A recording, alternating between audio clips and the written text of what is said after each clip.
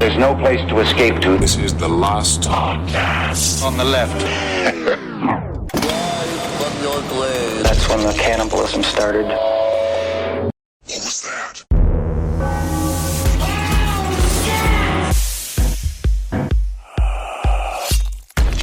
You know when you're watching something and you're like, I'm just so glad that's not me? Yeah. Yeah.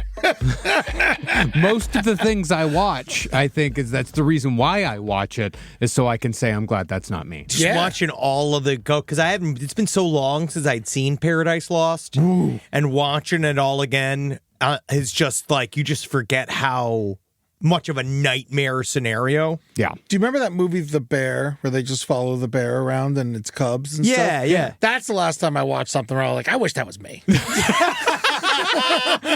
to the last podcast on the left, ladies and gentlemen. My name's Marcus Parks. I'm here with Henry Zabrowski. I'm looking out for the Satanists, and I think that we get blamed for a lot, and one of the big things that we do tend to get blamed for is it's poking the holes in the gloves. Yep. Yeah. And we shouldn't do it. Nope. If gloves are fishnets, unfortunately, and this is me speaking as a Satanist, they don't do their purpose as a glove. Yeah, Satanists have very cold tops to their fingers. They must. And, of course, the bearish Ed Larson. How you doing? Sorry, I just thought you were a pot of honey. Very funny. Don't eat it. Not the first time that's happened, not even this week. Oh, God. Is that for the guy, the old man who tried to give you the records? That's what he called you? And today we have a very special episode. We have a very special interview. I can't believe we were able to talk to this guy and his wife. Today we have an interview with Damien Echols and his wife, Lorri Davis. They were wonderful to talk to, but we wanted to set some context of what we were talking about because we did the West Memphis 3. We covered this story. Well, that's who Damien Echols is. He is Yes. one of the West Memphis 3 who were falsely accused of killing 3 children way back in 1993. And we covered this many, many, many years ago, and we've never had the opportunity to speak with Damien Echols about his experience, and now I feel like now that we're a little bit more older, a little bit wiser. Wizened. So it's a little bit easier to talk with him about this very heavy subject. But, I mean, he's compelling as ever. He is a very, very interesting and smart individual. I can't believe he has such a great disposition. I would hate the world. I would be talking to me. Well, for those of you who aren't familiar with the West Memphis 3, or just need a little bit of a refresher, back in 1993, 3 children named Stephen Edward Branch, Christopher Mark Byers, and James Michael Moore were murdered together.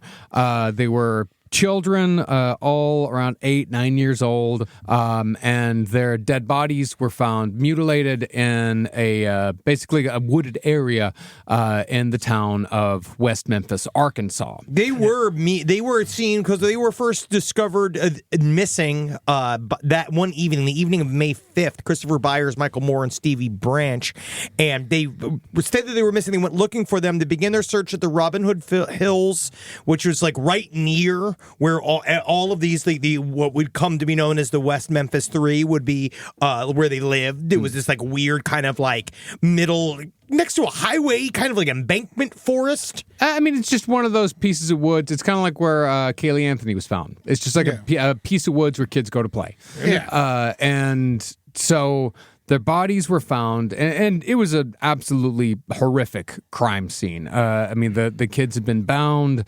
Their bodies had been hogtied, specifically. Hogtied specifically. And their bodies, as it would later come out, had been eaten by snapping turtles quite a bit. Right. And so, of course, the cops on the scene were small town cops. No fucking clue how to handle something like this. And they just make a mess of this crime scene. They trample all over it. They're in shock. Oh, yes. But at the same time, one of the investigators on the scene turned to another and said, "Well, it looks like Damien Echols finally killed someone." And that man was probably Jerry Driver, but we're not going to get into all of the guts of the case. Who was a local security guy? I think it was a high school security officer, something like that. Like he had basically he had made himself like the local Satan squad. He was convinced that the West Memphis area was saturated with satanic covens doing the will of the devil. It's not there. It's in New York. It's in L.A. It's going to be a place that's nice. Now, did they ever find out? We know that Damien is proven innocent. Did we ever find out who did this? Absolutely not. No. And that's one of the things we're going to be talking about today in our interview with him. The possibility of maybe finding out sometime in the very near future who may have done this. But the point is that before the investigation even started, eyes were already on Damien Echols. Immediately. It came from Jerry Driver, who was a local juvenile officer. He was convinced that Damien Echols was a part of a satanic cult that also featured Jason Baldwin and Jesse Miskelly. He was convinced that they were up to no good, basically because he had found Damien Echols once making out with a chick. They had ran away together when they were in middle school, and he had it out for him ever since. Well, it was a lot more complicated than that. But they just had it. It's weird in that way how it does start in a very stupid place and puts a man on death row for 20 years. Yeah, and this is during the Satanic Panic, right? Well, that's the thing about this is that, the West Memphis Three were Damien Echols, Jason Baldwin, and Jesse Miskelly. Jason Baldwin and Damien Echols were best friends. And they're, a couple of kids in a small town. They listen to Metallica, they wear black. They're goth kids, basically. Yeah. And really, Jason Baldwin really isn't even that much of a goth kid. He just likes Metallica. He likes to draw, Technically, you'd call him a Hesher. Yeah, a Hesher, exactly. And Jesse Miskelly, he had been lumped in because he had, I think the quote that Driver said was that he had spiky hair and stuff. Yeah. And he was following them around. Jesse Miskelly was... Well, kind of, but he said that he knew enough to say hello to him, but he said Damien Echols actually scared him. Oh, yeah, but he was kind of pallied around, sort of, and they were familiar with each other, but also remember that Jesse Miskelly had a bit of a learning disability. Yes.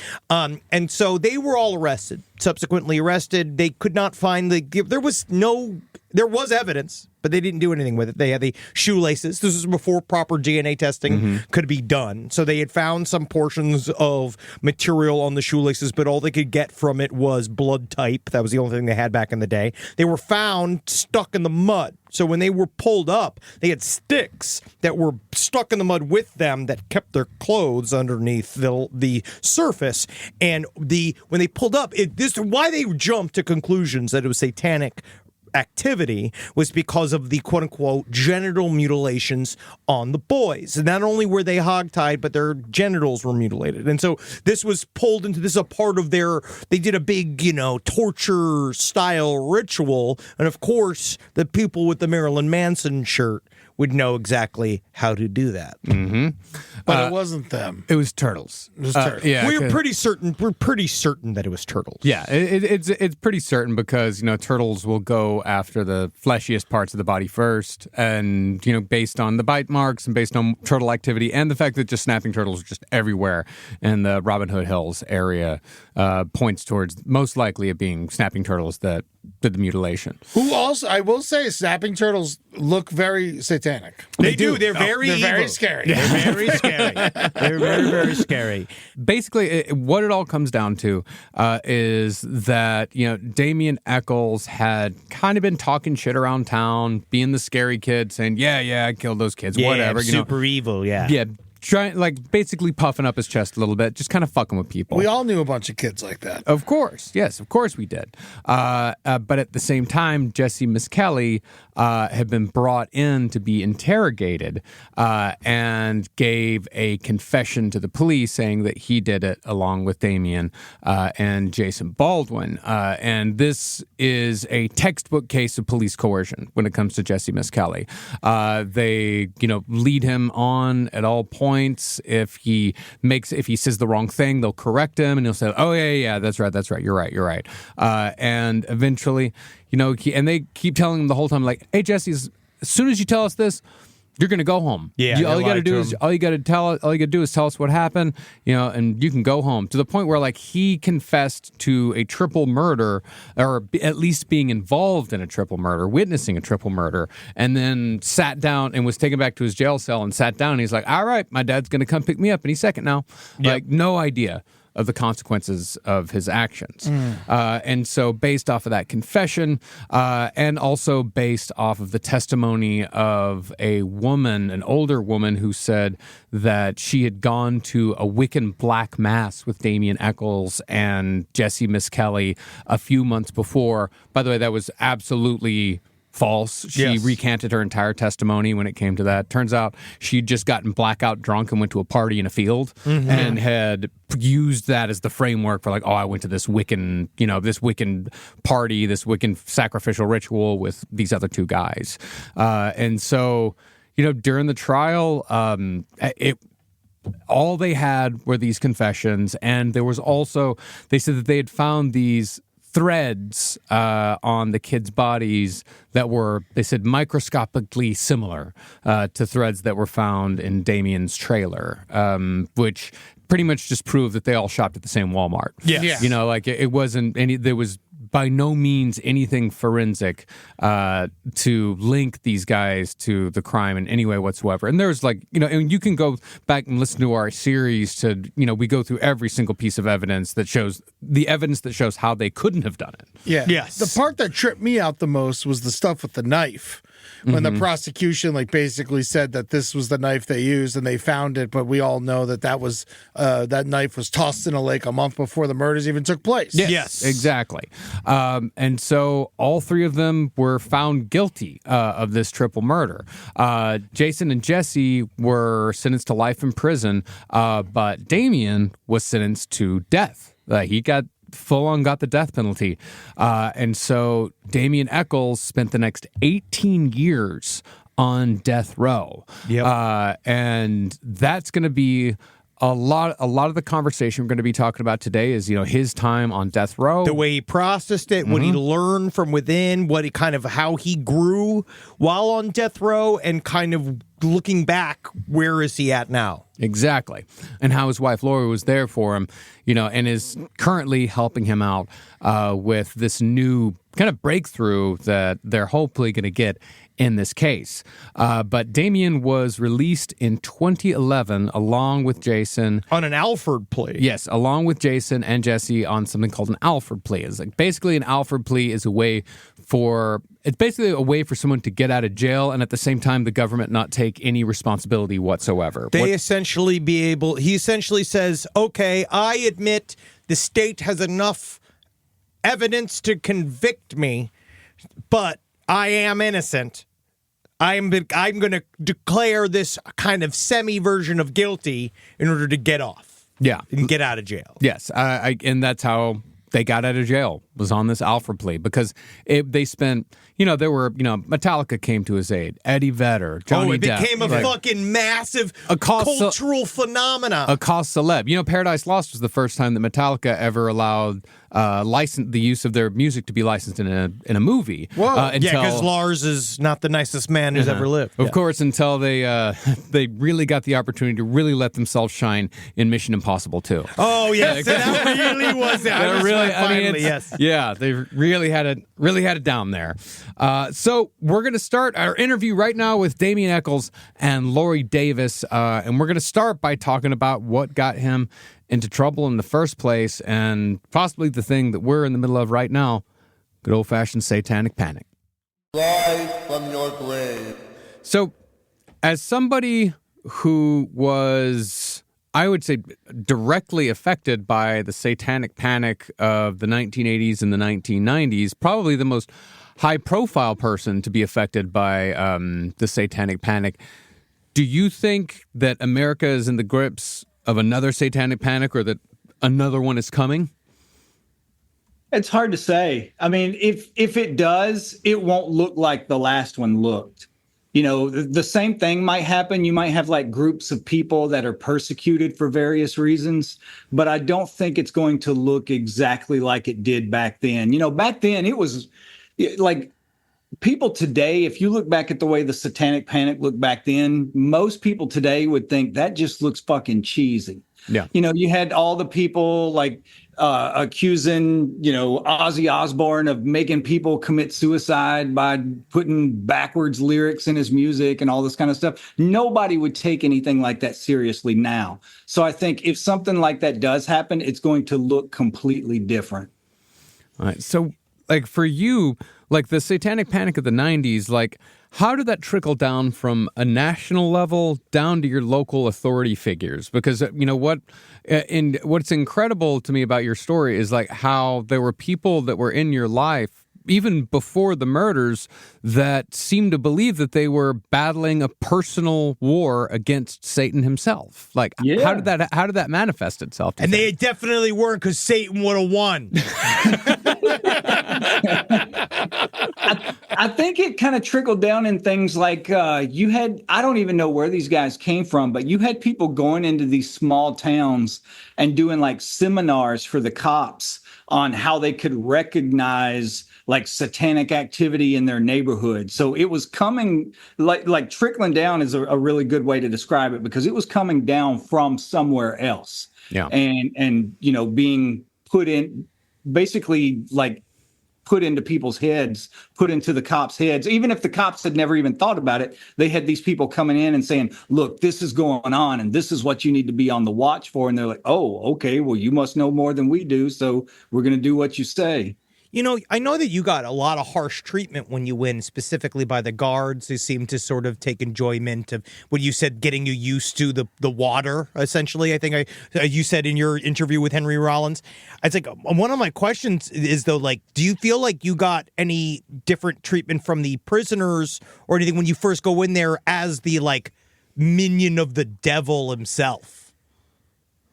It was a different situation for me because I was on death row, and death row is not like the rest of the prison. There's almost a sense of like not exactly camaraderie on death row that you don't have in the rest of the prison, but a sense of unity in that we all have a common enemy. We have someone trying to kill all of us, and we are all trying to stay alive. And people on death row look at it as, like if they, the guards, the administration, whatever, are doing something to you, even if I don't like you, I'm going to try to do something about it, because if they're doing something to you, they'll do the same thing to me. And you don't really have that in the rest of the prison. So it was like, in a lot of ways, I was really fortunate in getting the death penalty. Would you say that death row is safer than general population? I don't think there's anywhere in prison you can call safe. I mean, I think I had been there for, I think, maybe 3 months the first time I ever saw someone get stabbed to death. So you still have stuff like that going on. You're not by any stretch of the imagination in a safe place, but it's still like a completely different vibe from, general population, say, where you're dealing with, 2,000 people that are there for everything from meth to stealing cars to killing old women, whatever it is. Yeah, I mean, I do want to get back to the small town stuff, but while we're on the subject of death row and camaraderie, like, one of the things that I found really interesting in your writing is how, when you wrote about some of these other inmates, like, there seemed to be not necessarily a sense of fondness, but definitely a sense of like familiarity with these other people. Like, were there people that you were with on death row that you miss or that you mourn? Honestly, I would have to say no, just because there was nobody that was like super hilarious. Well, yeah, but it wasn't like a deliberate hilarious. It's people that are so fucked up that you can't, like, I think I wrote about this, but there was a guy that had like one tooth and he wouldn't drink coffee because he said it would stain his tooth. Stuff like that. Like he's not trying to be funny. Like, he's dead serious. But if you have, even average intelligence, you're going to find that funny. Yeah. But at the same time, looking back on that stuff now, it really is like that was another person. The person that lived in there, the person that survived that stuff died the day I walked out of prison. So it almost feels like when I try to remember these things now, it's almost like, trying to remember someone else's memories or even a past life or something. And you're sitting here with Lorri Davis. You're honestly extremely brave, powerful wife. You guys have been your partnership. You've been working together a long time. And was there a part of you when he left prison that did you miss the Oz version of him, where you're like, "Damn, you used to really have that swing and walk"?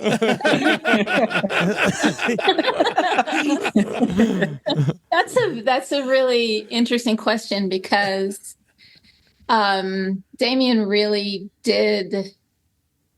I mean, that was one of the things about him that enabled me to be with him, to stay with him, was, I mean, he commanded that place. He didn't, I'm not saying that there weren't times when things were really scary or he was in danger. It was always, it was always stressful to think of what could be happening to him.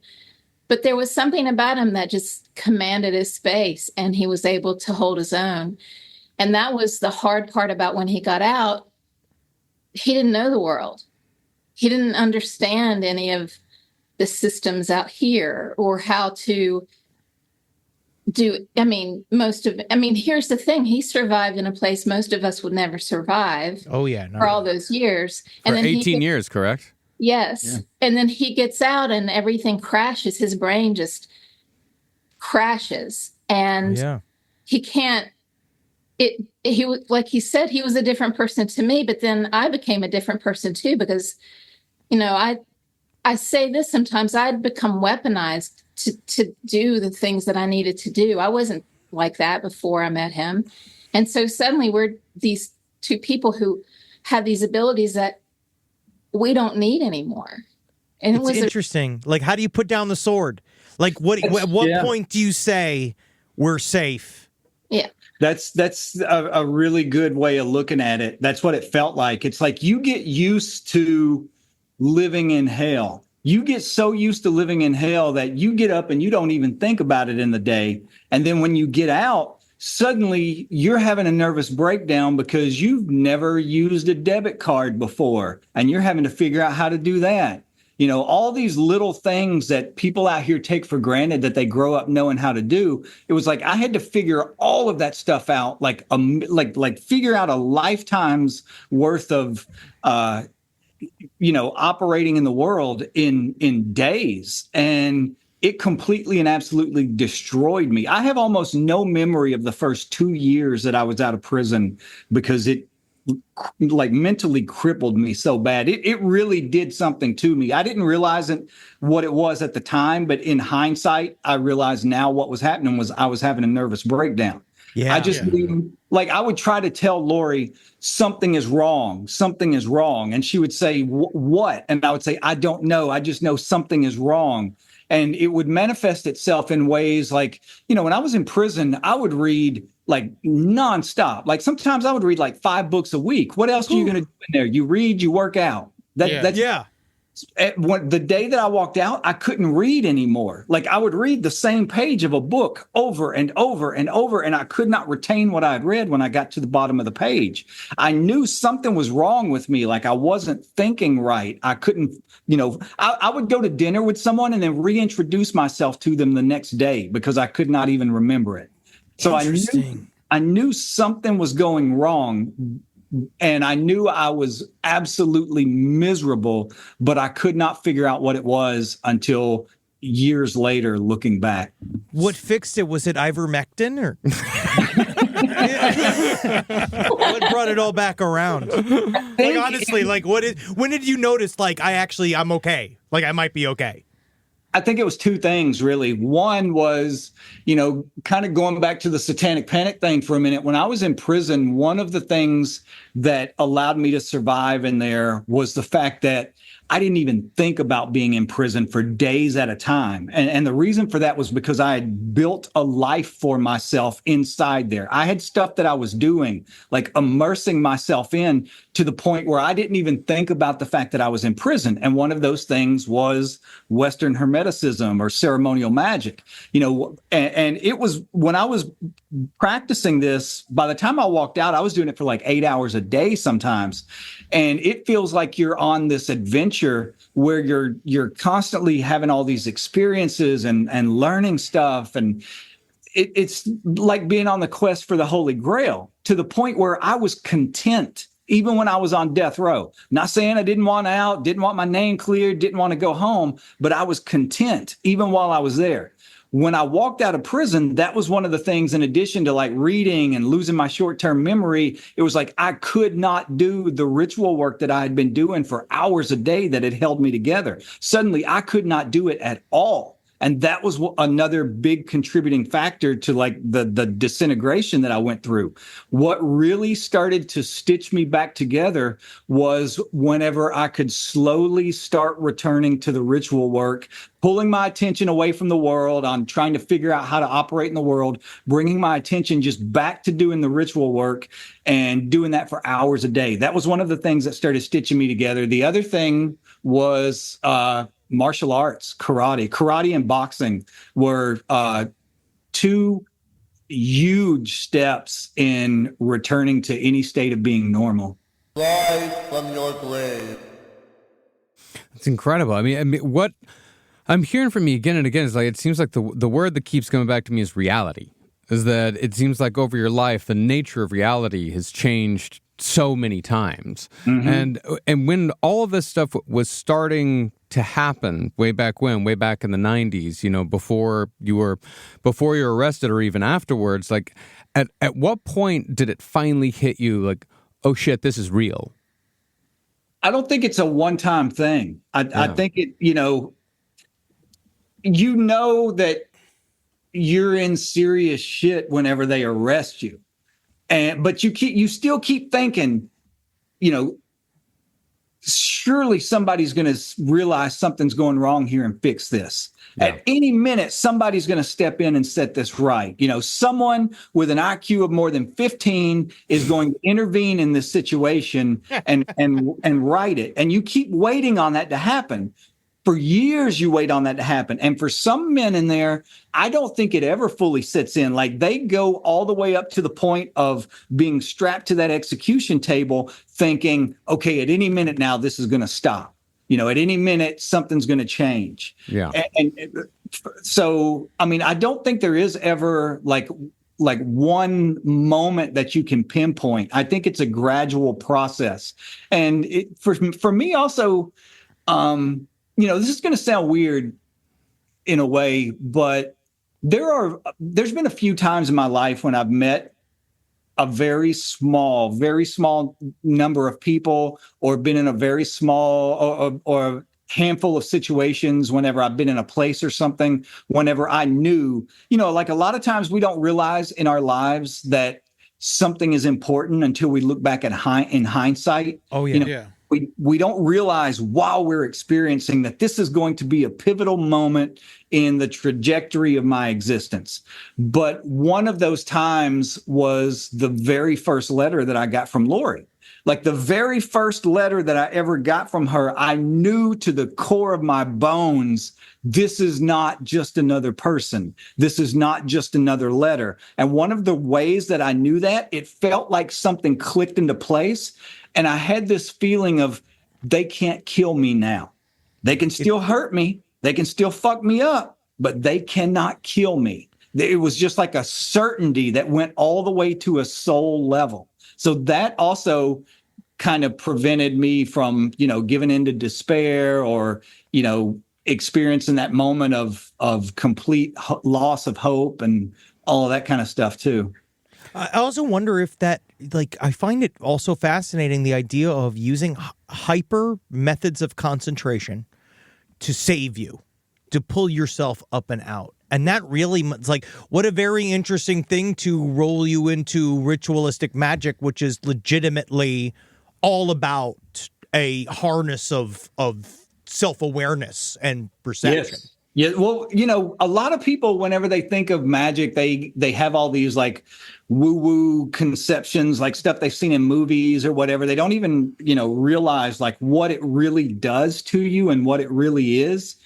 So, you know, for example, whenever you start, first off, the very basic beginning levels, you're working your way extensively through levels that correspond to the elements like earth, air, fire, and water. And then from there, you move on to the planets and then, astrological signs and fixed stars and things like this. But whenever you're doing this, like, for example, when you start working on the elements and you start invoking earth, for example, one of the things you do is you start doing ritual work every single day repeatedly to invoke energies that correspond to the element of earth. Well, what starts happening is the aspects of yourself that correspond to that particular energy start to change. So, for example, with earth, one of the things you find yourself doing is, you're invoking this energy every day and you start to think, you know what, maybe I really should start to exercise a little more. Or maybe smoking cigarettes isn't the greatest idea. I think I'm going to quit. And those are all things that I did in there. So those were aspects of myself that started to change. And I saw that and I realized, holy shit, this isn't just make-believe, bullshit. This is actually doing something to me. This is changing me in some way. And the same thing starts happening like when you start invoking water every single day. The aspects of you that correspond to water start to change. That includes stuff like your emotions, your unconscious, your subconscious, and like working through like artistic mediums, so you're invoking water every day. The next thing you know, you just think, you know what? Maybe I think I might like to start doing some painting. And I did that. I started buying, I couldn't get paintbrushes or anything. So I started using Q-tips and I bought paint from other inmates that were like smuggling it in to the prison. And I started doing paintings and even having art shows while I was in prison. So it's like when you're working on magic, it changes every aspect of yourself. Like when you're invoking air every day, air corresponds to like your intellect, your ability to use logic and reason. And when I was doing that, that was when I woke up one day and I decided, you know what, I want to have the same frames of reference that everybody else has. So I'm going to start, I read everything under the sun from Camus to Dickens, Tolstoy, Dostoevsky, Freud. I started taking psychology classes, sociology classes, German classes. All of that. You really did prison really well. This is a great plan. I gotta ask, I guess it's kind of a weird thing to ask someone, because obviously the worst thing that could happen to anyone other than being the victim of a crime is being wrongfully imprisoned for one. And but where do you see yourself if this never happens? Are you a better person because of this? Like now, are you a better person now than you think you would have been if this? Absolutely, he might have skipped it. I think he might have skipped the 18 years of death row, but I feel like I don't know. I know. I'm just. I don't know. It's one of those things that I think to most people when they look at my life and they look at things like that look like blatantly, obviously horrific things, they probably think that I had a shitty life. But honestly, if somebody told me, I think a lot of people got it worse than I did. If they told me you can do 18 years in prison or you can work at McDonald's for 18 years, I'd be like, fuck, send me to prison. In a lot of ways, I think I really was fortunate in it took me out of a situation. Nobody in my family has a education beyond like the 9th grade. When I was born, my mom was 15, my dad was 16. You're not going to find any college graduates, even high school educated, diplomas or anything in my family. So like looking at the trajectory of the lives of everyone around me, I didn't have anything to look forward to. There was nothing that looked like my fortune was going to be any different from, the people and the environment that was around me. And something happened where I was plucked out of that world and it saved me in a lot of ways. So yes, I went through some horrible shit, but at the same time, I was really, really blessed in a lot of ways. Well, the fact that you're not smoking crack and selling like high-tech pillows and like being in the Trump White House, like literally the fact that you skipped that shows that you did something, I think, correct. Thank you. Yeah, Lorri, I want to ask you, Lorri, I know when the two of you got married, you moved down to Arkansas from New York City to be closer to Damien. Did Damien have to give you a kind of like Arkansas primer of like, here's what? No, because I grew up in rural. I can't say that word ever. Rural. Me neither. Don't worry about it. I grew up in West Virginia. I grew up Yeah, okay. So I grew up in rural Texas, so Yep. I get So- you. Yeah. Were you a goth, Lorri? Like when you said, were you full gothed out You mean when I was growing up? when you guys met, or like No, we were polar opposites, Nah. really. It just didn't make any sense at all. Do you feel the pressure now, though? Like, do you feel like, well, I gotta goth it up now? Yeah. If we're going out, I gotta goth it. I gotta do some stuff. I gotta get some fishnets. Here's the thing. I mean, Damien, I mean, I never knew how to dress. I didn't have any sense of, I just didn't, well, according to him, I didn't have any sense of style at all. And Damien, so, I mean, I just started, after he got out, I said, why don't you just start buying my clothes? So he did. And he still does to this day. So It's amazing. he has a much better. I mean, I dress better now than I ever. I mean, my whole wardrobe, yes, is black, but I have. I actually really love to. And now he's got me. So we both just wear uniforms all the time. Like I have the same 10 pairs of pants and 10 black shirts. That's not even an exaggeration. No. That's literal. Like I reached a point where I did not want to have to think about clothes anymore. So I got like 5 pairs of the exact same pants, 10 of the exact same shirts, about 10 of the exact same kind of underwear, socks, everything. So you just pick up the next one in line and don't have to expend any energy planning on what you're going to wear that day. It was funny though, when we got married, all the goth girls online, they were so pissed. I mean, they were. She doesn't know. She wasn't on Warped Tour when I was there. Hey, they weren't going to sit around and learn about Buddhism like you did. And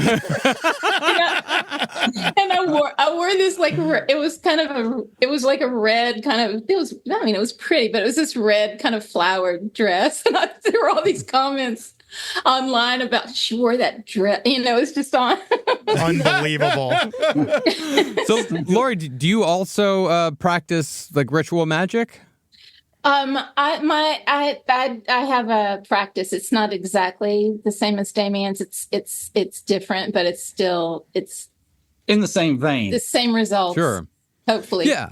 Yeah, because because me and Henry have both, practiced ritual magic in the past as well. And, it's different for absolutely everybody what works for them.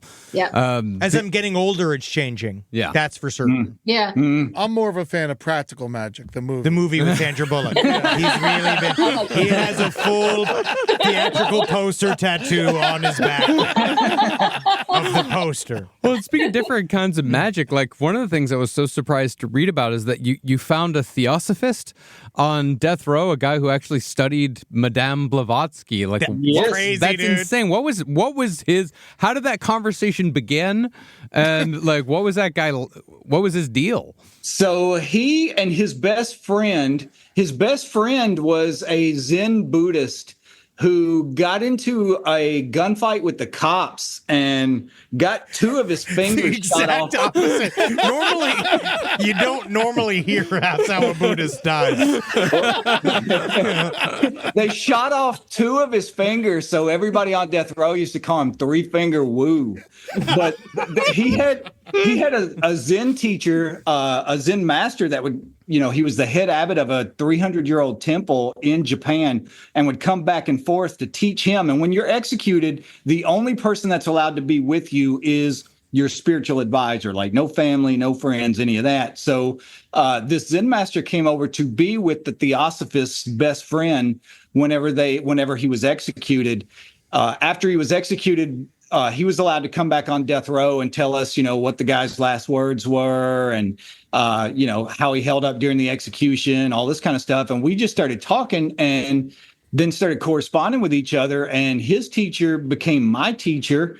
And before I left prison, but by the time he was executed, he had become an ordained priest in the Rinzai Zen tradition of Japanese Buddhism.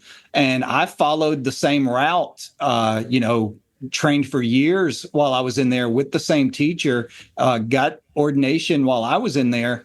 But those two guys, the day that I walked in the door on death row, those two guys were the first people to approach me, and they gave me just this pack that had stuff in it that you need on your first day in prison. Like, for example, stamped envelopes so you can write to your family and let them know where you are, or a bar of soap, stuff like that. And one of the very first things that they said to me whenever I got in there is, you can either turn your cell into a monastery and work on yourself, or you can be like the rest of these guys and you can sit in here and go stark raving insane. Yeah. That is just an amazing tool to be able to use. And now, like, how do you find it's changed that now that you've been out for a decade plus? Do you still kind of have that same mindfulness about you, or I know you still practice, right? And that's what you teach on your Patreon? Yeah. Well, I think what it was, what part of what was so destructive to me about getting out of prison was getting away from that. Being introduced into this world where so much is happening, and there's, I went from solitary confinement, like the last 9 years that I was in prison, I was in solitary confinement. I went from solitary confinement to the streets of Manhattan literally overnight. It was like being bombarded with everything you can imagine. And I kind of wanted to make up for everything that I'd missed and not experienced. I lived on the streets of New York for, years when I first got out. I wanted to see everything, do everything. I would go stand in drugstores and just, look at all the ink pens and the chocolate bars and, just the stuff that I hadn't seen in years and years. And it got me further and further away from having a consistent routine. Part of what started allowing me to heal was getting back to the same things that had allowed me to find contentment and growth in prison, which is in a lot of ways shutting myself off from the world. Really, other than whatever I'm doing, work-wise, whether it's being on Patreon and doing live streams on there, or writing, the occasional book and have to do a book tour or something. For the most part, I found that I am the most content when I am living a very monastic kind of life. I get up every single day and I start practicing karate every single morning. And that's pretty much what my days are dedicated to now. And as long as I do that, I find that I am probably happier than 90% of the people that I come across in the world. Amen. I find that is the key. I'm stumbling upon it in my older life, but this idea of it's about a sense of discipline, but it's getting rid of the stink off the word discipline. Yes. You have to get to love it. You have to realize that this discipline, it might be hard. It's a sacrifice. You sacrifice going on, drunken benders or football games or, whatever it is that people do. You sacrifice a lot of that socialness that people get lost in, but it comes with, a hell of a reward if you do. Do you ever feel like it was also intoxicating? Because when you got out, you were essentially best friends with Eddie Vedder, Henry Rollins, all these rock stars came out when you guys first got out. Do you find that that also must have been very intense and distracting? It was, in a lot of ways. This sounds kind of odd. I'm very, very, very appreciative to all those people, more than I could ever say. They've been everybody from Johnny Depp to Eddie Vedder to Henry Rollins, Margaret Cho, so many people, Peter Jackson, more people than I can even name. I would be dead if not for these people. And I appreciate everything they did. But one thing I realized very quickly is I do not like being in those worlds, those, Hollywood worlds, or, being caught Damien, up. why though? It's one of the most pure. There's nothing. What are you talking about? It's not a season of other free rapists and criminals and racketeer. How were the Puff Daddy white parties? Yeah, how was that? You had to see everything. Conversation gone bad. But when you first came out, did you like feel a pressure to participate in those sorts of worlds? Kind of, just because when I walked out of prison, I didn't have a penny to my name. I didn't have a suit of clothes to change into. I had nowhere to go. I had absolutely nothing. So if it wasn't for like the generosity of, a lot of these people helping us out and even like giving us a place to stay until, crazy story. We ended up staying in an apartment in New York. Peter Jackson, he and his wife, Fran, they had this apartment in New York, and they're like, that's how we ended up in New York. They're like, why don't you go and stay there in our apartment, until you figure out what you're going to do, what your next step's going to be, all that kind of stuff. And then now it's the apartment that Taylor Swift lives in. She bought an apartment, and that's where she lives. So you do feel a sense of pressure in that, you want to show your appreciation and make people happy and all this kind of stuff. But at the same time, it's just that's not my scene. That's not a thing that I enjoy. I don't like parties. I don't like fancy dinners. One time we went to that concert that they had in New York after Hurricane Sandy. And I mean, everybody was there. I remember that. Yeah. Kanye West, the Rolling Stones, the Who, Roger, like everybody's at this thing, right? And we're sitting there and we've been there for probably 30 minutes. And I was thinking, you know what? I've got part of a pizza in the fridge at home that I'm eating right now. And we got up and left. Yeah, man. Yeah. Hey, you enjoyed it. That makes you a real New Yorker, though. Yeah. That makes you an actual New Yorker. Now, currently, you're working with the Innocence Project, correct? Yes. Now, one of the things I learned, I've had many long conversations with Jason Flom, who also works with the Innocence Project. And the one thing that I learned from him about death row that stuck with me is that it is suspected that 1 out of 20 people on death row is innocent. Now, right. Did you know anyone else on death row that you thought might have been innocent? Yeah, at least... there were at least 2 that were just straight out, flat up innocent, that had nothing to do with anything they were charged with at all. But there were other really weird cases. For example, there was a guy that was on death row because his brother had committed a murder and he was taking the fall for his brother because his brother was at home taking care of their mom. And jeez, it's a whole thing. Stuff like that. You And also have people that did are they just, get out? one of them got out. One of them, I believe, was executed after I got out. Wow. Yeah. Jeez. Rise from your grave. Well, I mean, concerning your magic and, in this type of environment that you're talking about, like, it's the type of magic that you write about and you talk about, it was born in a very dark place, arguably, one of the darkest places you can be, but it seems very radiant is a word I describe as, it's very radiant. There's, you talk about angels and, and those sorts of like other beings that you have regular communication with. Like, why do you think that sort of philosophy was born from such a dark place? I don't know. Well, I take that back. I think you've always had elements of society that want to keep people under their thumb, that don't want you to be fully conscious, that basically want you to remain in slavery for your entire life. And they demonize things so that you don't look in places where you'll find something that's going to bring you out of that, that's going to wake you up from that.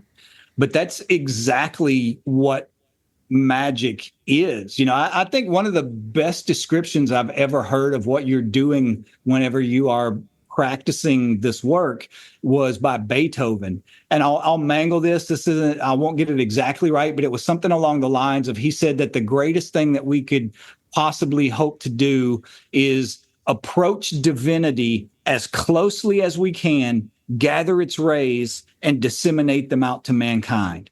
And different people are going to do that in different ways. You know, Beethoven obviously did it through his music. Other people may do it through writing. Other people may do it through visual art. Other people may do it through podcasts. Whatever it is, it's a way. Other people.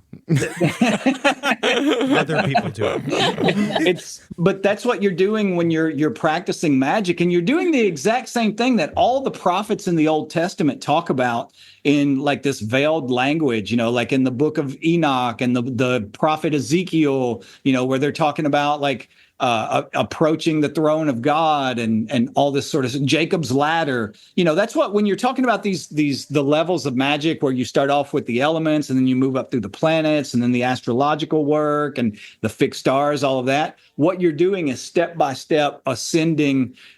In the Bible, they use the metaphor of Jacob's ladder. You know, Jacob goes to sleep and he sees this ladder that ascends from earth to heaven. And there's these angels that are constantly coming up and going down, ascending and descending.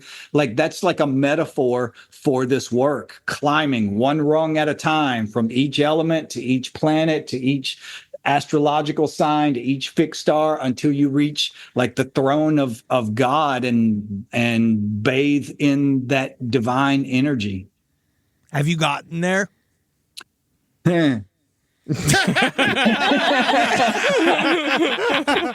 What's that like?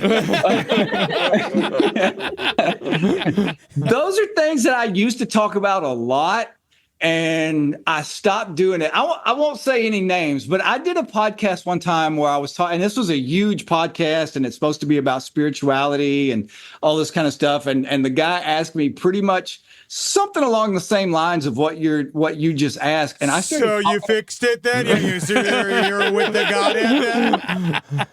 I started talking about some things, and I could tell by looking at his face, like he was like, this guy is fucked up. That podcast never aired. He completely shelved it.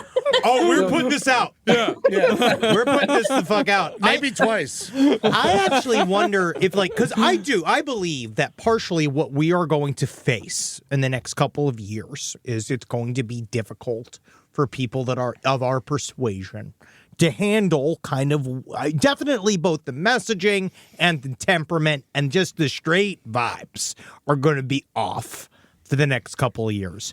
What do you think is a good way to give people advice about finding that strength and peace within during an extremely turbulent time? All you can do is stop worrying about what other people are doing and find something to pour yourself into, heart and soul, that is going to make you a better person. And by better person, I mean like more physically fit, smarter, a little more emotionally mature. Like, if you just pour your energy into something that you love, whatever it is, whether it's yoga, martial arts, ceremonial magic, whatever, hiking, whatever the hell it is, if you pour yourself into it and strive to the best of your ability to get 1% better at it every single day, then you're going to find that you don't fall into those angsty traps that swallow most people up nearly as much as, most other people do. That's one of the things about, like, ceremonial magic, the things you realize, like one day you think, wow, I don't get pissed off nearly as much as I used to. And if I do, it passes a lot quicker. Or, you know what? I don't fall into those random bouts of angsty depression that I used to, like when I was a teenager in my early 20s. Like that, it's like it just stopped. Like, you realize, looking back in hindsight, you don't always realize the changes that are occurring in yourself when you're going through them. But when you look back in hindsight, you realize, wow, something was really happening there. That's the only thing that I tell people is, usually I'm very wary of people who want to save the world.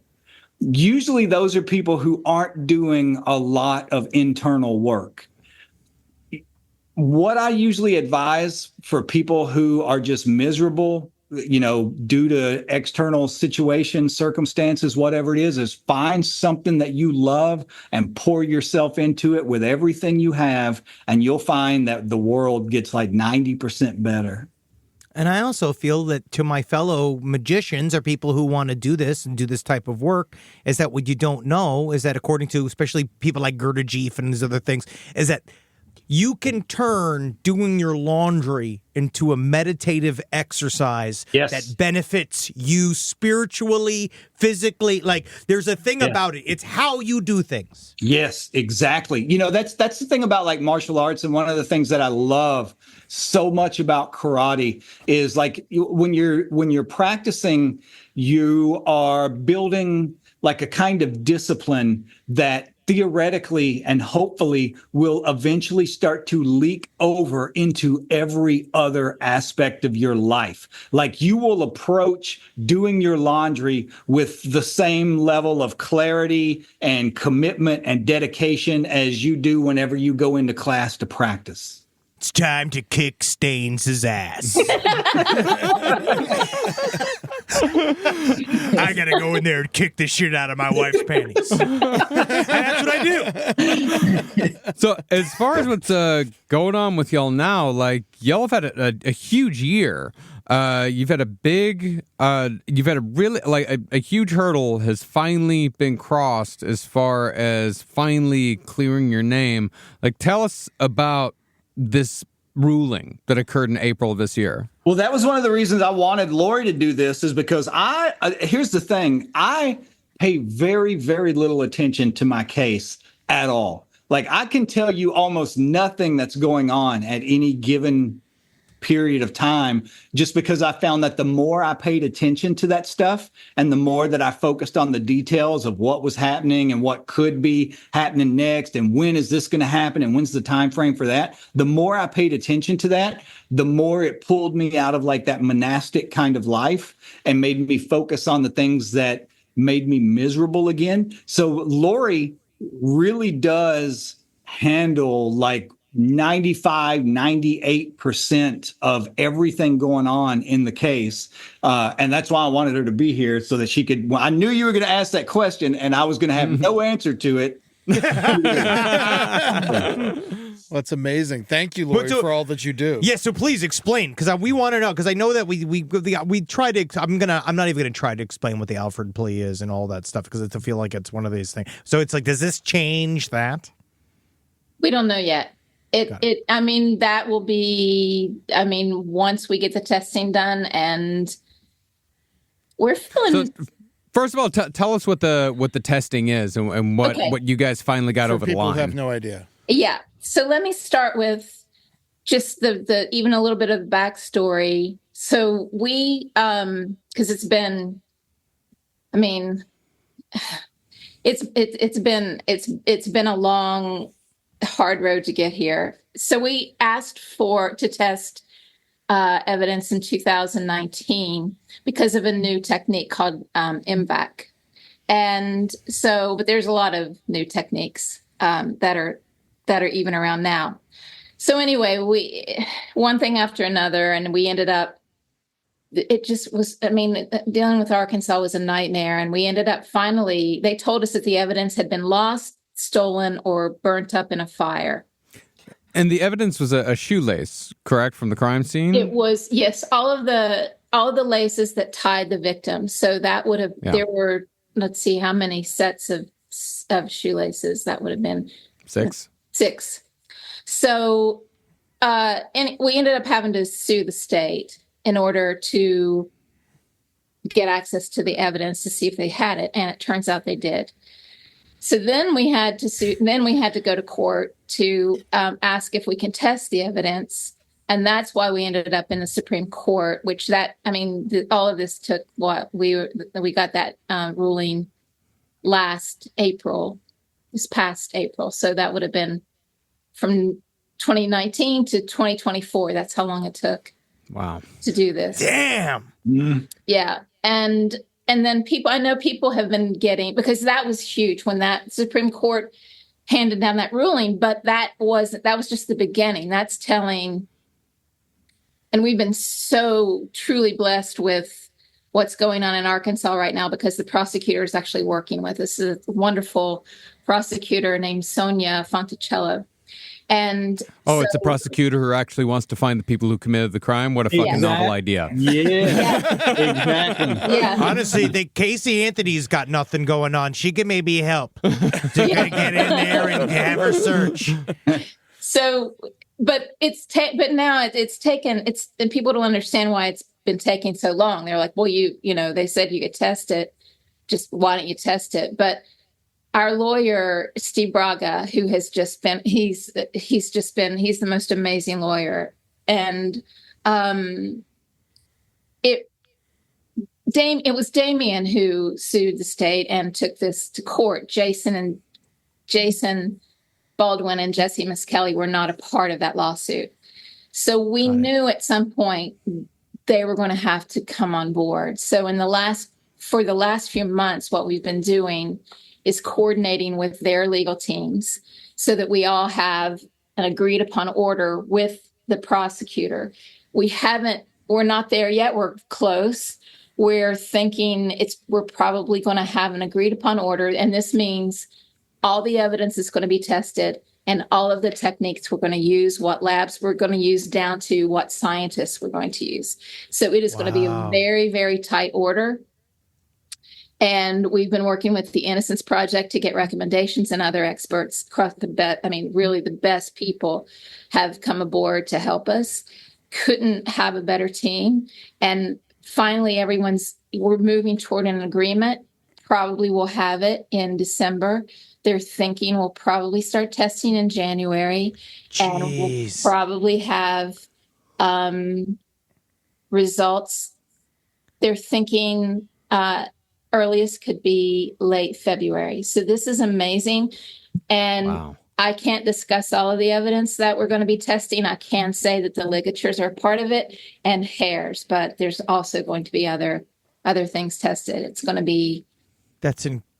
What a journey. Keep in mind, though, this is crazy. It's 30 years now? Is this? Yes, but keep in mind also, this is one of those things like, even when the DNA testing does come back, like say it comes back in February, people that haven't spent most of their lives tangled up in the legal system don't realize like how slowly this all moves. I mean, keep in mind that when the first round of DNA testing was done, back the testing that got us out of prison, they found out that the DNA at the crime scene did not match me, Jason, or Jesse. I sat in prison for another 3 years after we knew that.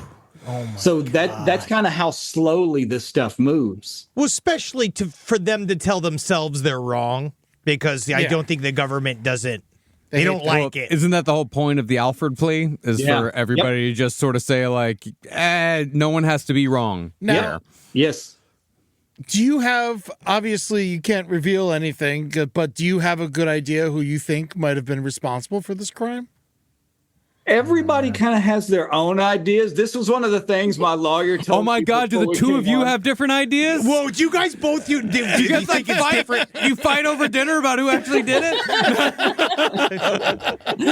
This was one of the things that my lawyer even said, like, I asked him before we came on, like, is there anything I can't talk about? And he's like, don't go on saying, who you think did this. You definitely don't have to give any names, but like, do you think I've always had a really, I've had a sneaking suspicion about someone that was very, very shady, and that I don't think anyone else has ever looked at this person before. Is it possible that we're going to end up, whoever it is probably at this point, they might be dead? I think they're still alive. Yeah. Okay, got it. Good. Wow. Hopefully they're scared. Hopefully they know it's coming, because it's like if we go through, especially a crime of that nature, the fact that there definitely was evidence. But as you've alluded to, which is why we didn't go hardcore into the details of your case, because largely our audience is very well aware, and it is just, the crime scene itself was so insane and so it's so horrible. Like just the idea that 3 children ostensibly would have done it is wild. Yeah. Yeah. But that's what I mean about how, like, I found that the thing that kept me from going insane was building a world for myself where I was focusing on something, like other than the case. Because, like I said, I sat there for 3 years after the first round of DNA testing showed that it didn't match us. If I would have been focused every day on, okay, the DNA wasn't mine, they're going to let me go home now, right? Like I would have lost my mind in that 3 years if I would have focused on that. With you and the other guys, are you sort of like, how do you put it? Like, are you friends with the guys like that you were like with, like, or is it one of those things where you're just still kind of connected, like in terms of like your relationship? I think it's more that. I think it's more the latter, like just being connected. Keep in mind that I didn't even, like, when we were in prison, they didn't even let us see each other. So, you're talking about someone like when I was a teenager, Jason Baldwin was my best friend, but, I didn't even see him for 20 years while I was 18 years and 76 days. It wasn't like we were hanging out and having conversations. And, he was 16 years old when he went to prison. When he came out, he was an adult. He's not the same person that he was. I always think if you're friends with the same people that you were friends with when you're 16, that you are when you're 50, which is what I'm about to be, something's probably went wrong in your life. Probably not a lot of growth happening there or something. But for the most part, it's like we're probably just connected by the case. Like, I don't even know where Jesse is now, honestly. He just I didn't know if you guys all got together and played pool or, but then I figured, like, why would you want to review? Why would you want to go back? Kicking about the good old days. Yeah. Also, what are we going to really do about these satanic cults? I really want to, now that I have you here, I think it's time we can really crack down on them because you and I can infiltrate these people. They think that we're a part of them. And we can flip. Well, Damien, Lorri, thank you so much for joining us today. This has been an absolute pleasure to have both of you. Thank you guys so much for having us. This has been, it's been a pleasure for us. Fun. Yeah. Truly. Dude, and honestly, so anything you want anybody to look up just in terms of you want to lay out your Patreon? Because what are you doing on the Patreon just so the people know? I do live streams, and honestly, I do a little bit of, mostly what I try to do is help people focus on things that are going to make them happier, feel better. And a huge part of that is ceremonial magic. I try to help. There's been people on there that have been with me for years that we talk about their practices. I only do live streams on there because I like interacting with people. I don't just like doing videos. I like, the back and forth, the conversation. So it's everything from martial arts to ceremonial magic to philosophy, anything that's going to make you a better, wiser, stronger person. Awesome. No feet. No who? What? Feet. No feet. He's alluding to the possibility of you selling pictures of your feet for sexual masturbation purposes. I don't think anybody wants to see my feet. Man, you'd be surprised. If you want, we can talk. I know some guys. You ever heard of prisonfeet.com? No. You're going to love it. Somebody told me one time that my feet look like the halfway transition point in that movie, The Howling, whenever they're half transformed. God, yeah. I'm so turned on right now. Before we go, like, please tell us the names of your books that you've written on magic, and the books that you've written about your time in prison. They're fantastic. If you're interested in the prison stuff, my life story in general, there was the first one was called Life After Death. Then there was another one that is just a book of mine and Lorri's correspondence, like our letters while I was in prison, and it's called Yours for Eternity. That's do you nice. still write letters, or you moved on to email? We've moved on to texting each other memes for the most part. True love. That's what marriage is. Yeah. The magic books would be High Magic, Angels and Archangels, A Magician's Guide, and Ritual. Dude, you are a wonderful resource, and thank you so much, Lorri, for being here too. Like, this really has been we've been trying to do this a long time, so I'm glad we got to do it. Yeah. You truly are an inspiration to people everywhere. So thank you for what you do and for speaking out. Thank you guys so much for everything. Oh yeah. Hail, sweet Satan. This is great. From your grave. Wow. Great. Yep. Wow. What an incredible interview. Yes. I mean, it was.